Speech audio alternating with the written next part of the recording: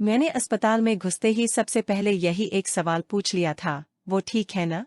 ICU के बाहर बैठी भाभी ने गर्दन हमें हिला दी थी।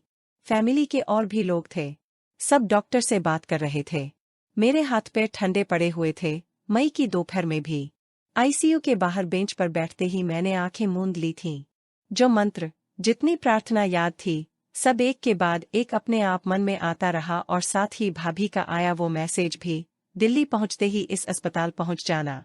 शेखर हॉस्पिटल में है। लिवर ट्रांसप्लांट हुआ है। मन फिर हड़बड़ा गया। सब ठीक होगा। अपने को समझाती हुई मैं ध्यान भटकाती कि फिर कोई डर मन खाप कर जाता। 2 आंसू गाल पर गिर पड़े। कब से हम नहीं मिले, आज मिल भी रहे हैं तो कहाँ? अस्पताल में। वो मुलाकात याद आने लगी, करीब 2 साल पहले, जब हम पहली बार मिले थे। दिल्ली के जनपथ बाजार में चमक उस दिन कुछ ज्यादा ही थी। जाता हुआ नवंबर सर्दी को तेज आवाज देकर बुला चुका था। हवा में खुश्की थी, लेकिन गुनगुनी धूप सब कुछ ठीक कर दे रही थी। मैंने करीब 10 मिनट तक मोल भाव करते हुए एक दुपट्टा लगभग तिहाई दाम पर खरीद लिया था। अपनी इस विजय पर इतराती हुई मैं आगे बढ़ी ही थी कि एक आवाज मुझे चौंका गई थी, इतने रुपए बचाकर मकान खरीद लेंगी क्या? मैंने पलट कर देखा, ढीलाढाला कुर्ता और फेडेड जीन्स पहने हुए वो शख्स हाजिर कहना क्या चाहता था। और वो मुझसे ही कह रहा था क्या?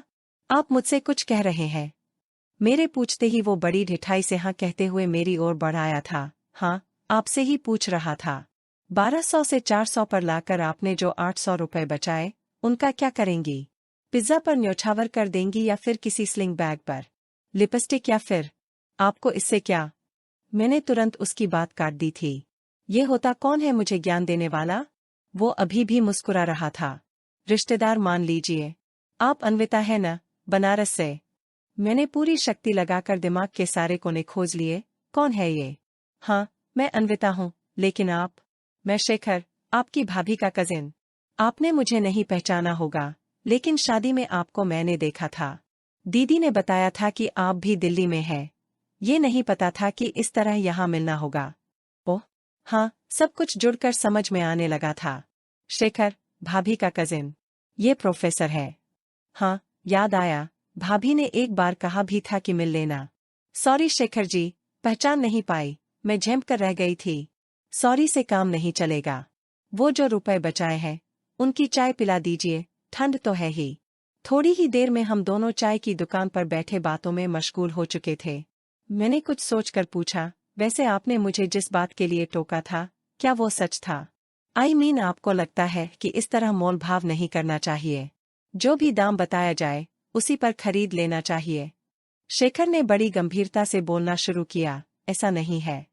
अगर आपको लग रहा है कि कीमत ज्यादा है, तो थोड़ा बहुत मोल भाव ठीक है, लेकिन इतना ज्यादा? उन 800 रुपए से आपको कुछ फर्क नहीं पड़ता होगा जितना उनको पड़ता है। मान लीजिए महीने भर का आटा खरीदा जा सकता है उनके घरों में। इस तरह मैंने कभी सोचा ही नहीं था। मन अचानक खराब हो गया था। कितनी गहरी बात थी ये। 800 खर्च करते समय मैंने इससे पहले कभी इतना नहीं सोचा था जितना उसको बचाने के लिए मशक्कत की थी। चाय का कप नीचे रखते हुए मैंने कहा, 1 मिनट, मैं रुपए देकर आती हूँ। शेखर ने फिर रोक लिया था, इसे नहीं, उसका भी तो आत्मसम्मान है। 1-2 दिन बाद जाकर मुंह मांगे दाम पर कुछ और खरीद लीजिएगा, हिसाब बराबर हो जाएगा। मैं बस मुस्कुरा कर रह गई थी। पता नहीं दिल में क्या आया कि वो चाय खत्म करने के बाद मैंने खुद ही 2 चाय का ऑर्डर और कर दिया था। पता नहीं मैं क्या चाहती थी, चाय खत्म ना हो या हमारी बातों का सिलसिला यूं ही चलता रहे। उस दिन के बाद से सब कुछ पर्याप्त मात्रा में मिलता रहा। चाय भी, धूप भी, बातें भी, शेखर का साथ भी। मुझे आज तक एक बात नहीं समझ में आई, आपने अचानक मार्केट में देखकर मुझे पहचान कैसे लिया था? जब दोस्ती ने थोड़ा और गहरा रंग लिया, तब मैंने मन में छुपा सवाल शेखर से पूछ लिया था। शेखर ने मेरी ओर बेहद गहरी नजरों से देखते हुए एक और सवाल उछाल दिया था, तुमको यह बात पूछने की जरूरत पड़ी भी कैसे? शेखर, अचानक आपसे तुम पर आ गए थे, मैं अचकचा कर रह गई। और फिर यह सवाल, इसका क्या मतलब था? मेरी नजरें झुक गई थीं। शेखर ने फिर कहा, बताओ ना, तुम खुद इसका जवाब दो, मैं तुमको कैसे पहचान गया? अच्छा बताओ, हम किसको पहचान जाते हैं? वही ना जिसको बहुत गौर से देखा हो। शादी से आने के बाद मैं तुम्हारे बारे में इतना सोचता रहा, कितनी तो फोटो है मेरे पास तुम्हारी। 31 दिसंबर की शाम थी वो। पुराना साल जा रहा था। नया साल पूरे के साथ आने की तैयारी में था और इसी के साथ कुछ और भी था जो मेरे जीवन में आने वाला था। शेखर जिस तरह से मुझसे पूछते जा रहे थे, मेरे पास कोई जवाब नहीं था। शेखर ही बोलते जा रहे थे। कई बार सोचा कि दीदी से तुम्हारा फोन नंबर लूं। फिर लगा ऐसा ठीक नहीं होगा और देखो ना अचानक तुम मिल ही गई। इतना कहते हुए शेखर ने अपनी हथेली मेरी हथेली पर रख दी थी। झटके से चौंक कर मैंने अपना हाथ पीछे कर लिया था। इतना सब कुछ इतनी जल्दी? यकीन करूं या ना करूं? मन के कोने से आवाज आ रही थी, हाथ क्यों खींच लिया? यही तो चाहती थी तुम। कह दो कि तुमको शेखर पसंद नहीं।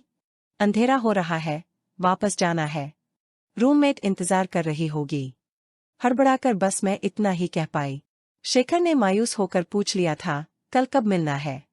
ऑफिस है, मुश्किल होगा आना। पर्स में फोन रखते हुए मैंने किसी तरह इतना कहा। शेखर हंसने लगे थे, कुछ और झूठ बोल देती। संडे को ऑफिस है, ये थोड़ा ज्यादा नहीं हो गया? मैं फोन का वेट करूंगा। किसी तरह वो रात बीती। अगले दिन पता नहीं मेरे भीतर बैठी कौन थी जो मुझे शेखर तक खींच कर ले गई थी। साल की शुरुआत थी, नए रिश्ते की भी। दिन पंख लगाकर उड़े, महक को महसूस करते, रंग बिखेरते, बिल्कुल तितलियों की तरह। और जब रुके तो न रंग बाकी बचा था, न महक। उससे ज्यादा नाराज मैंने शेखर को कभी नहीं देखा था जितना उस दिन। कम ऑन अन्विता, तुमने मेरी दीदी मतलब अपनी भाभी से ये सब क्या बकवास कर दी है? मैं सहम गई थी। बकवास नहीं की है शेखर अपने रिश्ते का सच बताया है। किसी फैमिली को तो शुरुआत करनी ही होगी न। आप थोड़ा रुककर बात करने वाले थे क्या? शेखर ने झुंझलाकर कहा था। फैमिली से क्यों बात करनी है लेकिन? तुम कहीं शादीवादी के बारे में तो नहीं सोच रही हो न? बड़ी मुश्किल से मैं अपना रोना रोक कर कह पाई थी, हाँ, शादी के बारे में ही तो। शेखर हैरानी से मेरा चेहरा ताकते रह गए थे। मुझे लगा था कि तुम आज की लड़की हो, प्रोग्रेसिव सोच रखती होगी। तुम तो कम से कम इन बंधनों के बारे में नहीं सोचोगी, लेकिन निकली तुम भी वही। शेखर का कहा एक एक शब्द मुझ पर अंगारा बनकर गिरता रहा। बंधन? प्रोग्रेसिव सोच? कहना क्या चाहते थे वो? कुछ दिन तो एक दूसरे को समझने समझाने में खर्च हुए। फिर जैसे जैसे दिन बीतते गए, दरकते रिश्ते के बीच बढ़ती खाई थोड़ी और चौड़ी होती गई, इतनी चौड़ी कि जिसको पाटना संभव नहीं रहा। इस शहर की हर जगह शेखर का नाम लेकर चिढ़ाती थी। नौकरी बदली, शहर बदला, दुख ही था जो साथ रहा हर जगह। तुम कहो तो मैं बात करूं शेखर से? मम्मी ने मेरी हालत पर तरस खाकर पूछा होगा। मैंने हाथ जोड़ लिए थे। नहीं मम्मी, भीख नहीं चाहिए मुझे। वैसे भी अब जाना ही है मुझे। कुछ महीनों में देश भी छूटा। कंपनी के नए प्रोजेक्ट से जुड़कर यूएसए जाना शायद किस्मत की ही कोई चाल रही होगी। नया देश, नया ऑफिस, नए कलीग। उस दिन पूरी टीम के साथ बैठी दिल्ली की खासियत बता रही थी कि तभी एक लड़का लगभग दौड़ता हुआ आकर मेरी टेबल के पास आकर रुक गया था। तुम भी दिल्ली से हो? हाय, आई एम प्रणव। उसने गर्मजोशी से हाथ आगे बढ़ा दिया था। मैं बस मुस्कुरा कर रह गई थी। उससे बात करने में मुझे बिल्कुल भी दिलचस्पी नहीं थी। एकाध बार पहले भी उसे देखा था। हर समय वही हंसी मजाक, मौजमस्ती, बड़ा अजीब सा लगता था मुझे। मैं जितना टालने की कोशिश करती, मुझे लगता वो उतना ही ज्यादा आसपास रहने की कोशिश करता। उस शाम भी तो यही हुआ। मैंने घर जाने के लिए बैग उठाया ही था कि वो अचानक दिख गया। अरे, तुम अब तक गई नहीं? चलो, साथ में ही निकलते हैं। वैसे तुम दिल्ली में कहाँ से हो? अब दिल्ली कोई छोटी मोटी जगह तो है नहीं, स्टेट है पूरा। है कि नहीं? ये तो पूरी दुनिया जानती है कि दिल्ली एक राज्य है। ऐसा कौन सा राज बता दिया इसने मुझे?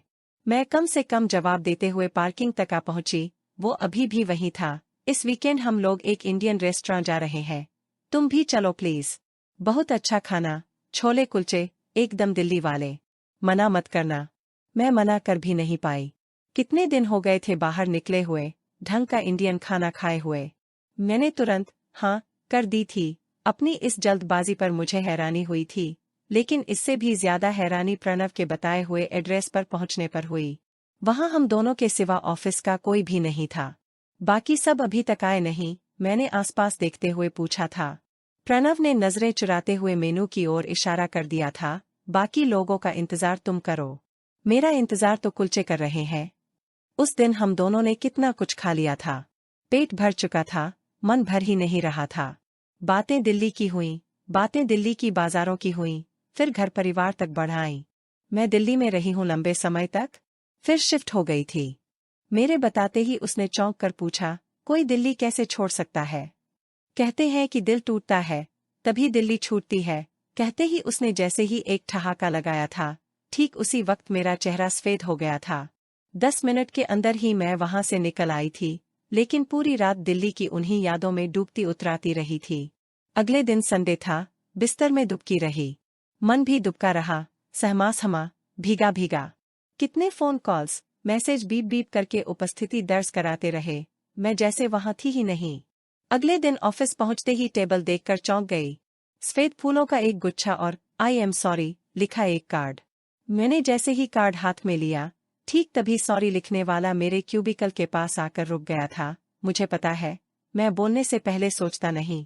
ट्राई करूंगा कि ये आदत बदल पाऊं। I am really sorry. बोलते हुए प्रणव ने अपना बायां हाथ बाएं कान पर लगा लिया था। खुद को रोकते रोकते भी मैं हंस पड़ी थी। मुझे यकीन नहीं हुआ, लेकिन ऐसा हुआ था। लंबे समय से गंदा पानी मन में भरा हुआ था। प्रणव के फेंके पत्थर ने हलचल मचाकर वो गंदगी दिखा तो दी थी कम से कम। कल दिन भर रोकर वो सब मैंने बाहर भी कर दी होगी, तभी मन आज साफ था। मुस्कुराते हुए अब अच्छा लगने लगा था। लोगों से बात करना अच्छा लगने लगा था, सड़कों पर टहलना भी। कितने दिनों बाद कुछ शॉपिंग भी की।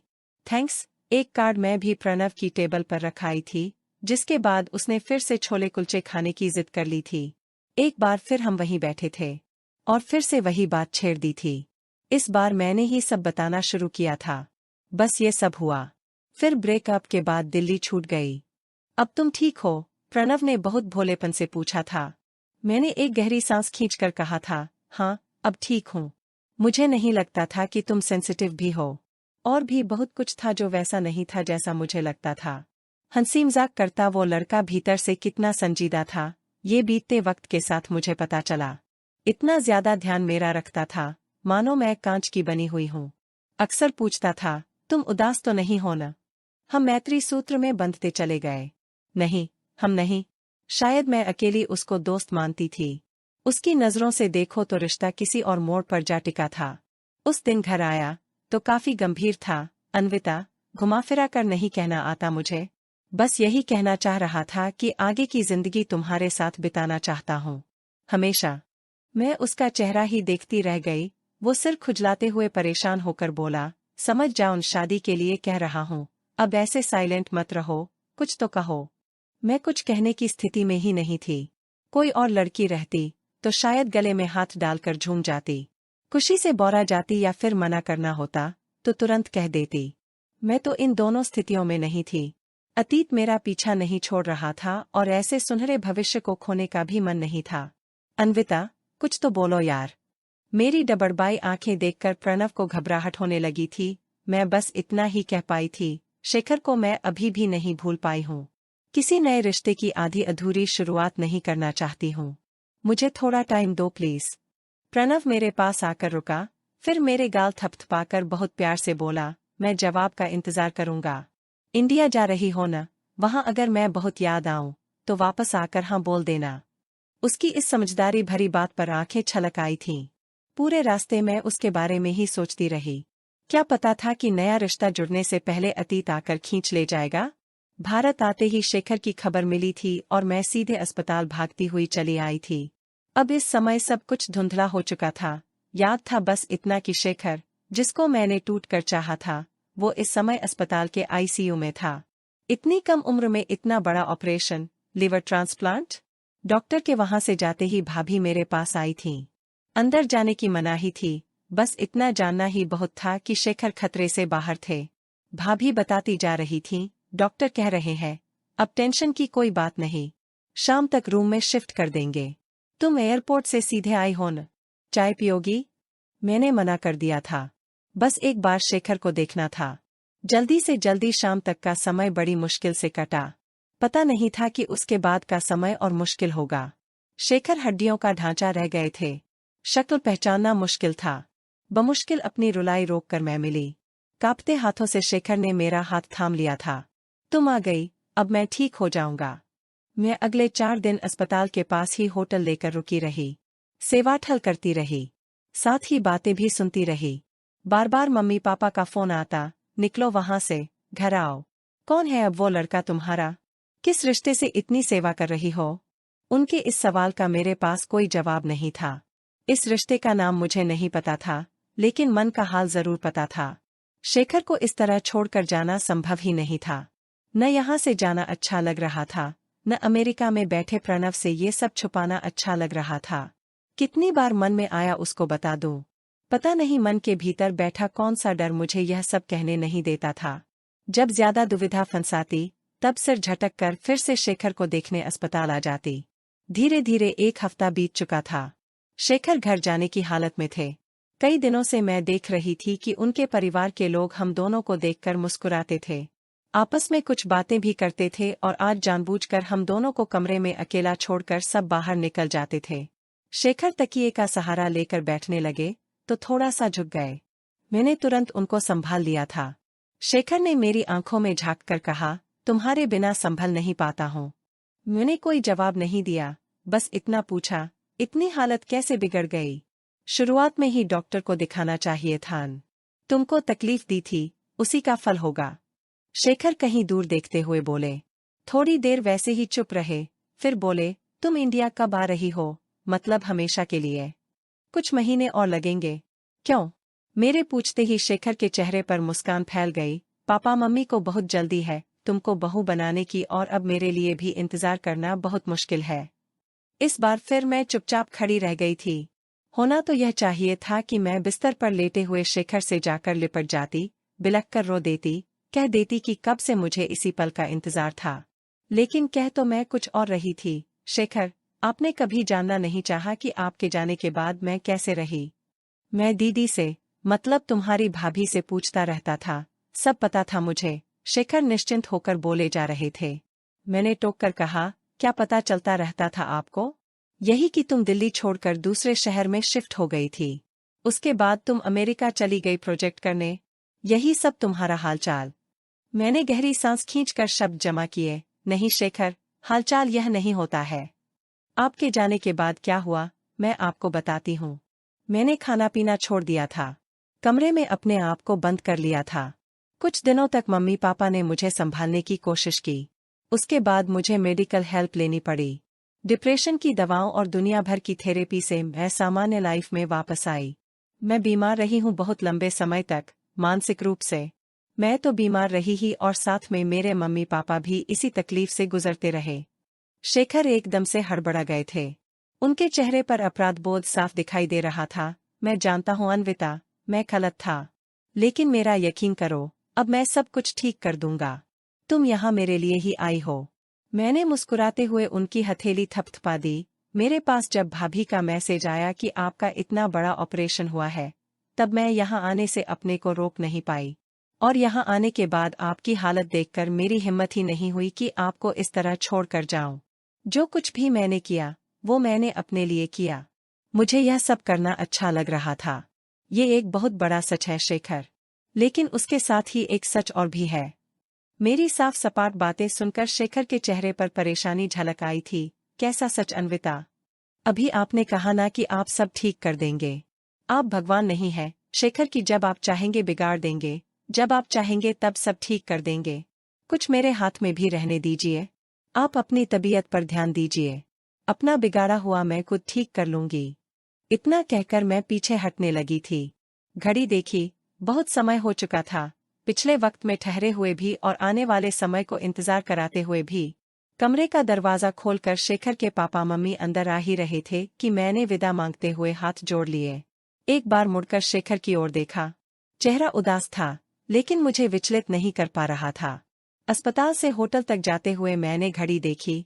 इस समय अमेरिका में रात होगी। तो क्या हुआ, जगा ही देती हूँ। प्रणव ने हड़बड़ा कर वीडियो कॉल उठाई थी। क्या हुआ इतनी रात को? सब ठीक? Are you okay? हाँ प्रणव, कुछ अर्जेंट बात थी। मैं अपनी हंसी रोक रही थी। वो चौंक कर बोला, जल्दी बोलो न। बस, मैं ये सोच रही थी कि शादी के बाद हम चंडीगढ़ बस जाएं तो। वहाँ के छोले कुलचे बहुत अच्छे होते हैं, दिल्ली से भी ज्यादा अच्छे। इतना बोलकर मैं खिलखिला उठी थी। प्रणव का चेहरा इस समय देखने लायक था। हैरानी से आंखें खुली हुई थीं, लेकिन कोई रोशनी आकर उसको घेर चुकी थी। और मेरा चेहरा इस समय कुछ सूरज बन के चमक रहा था।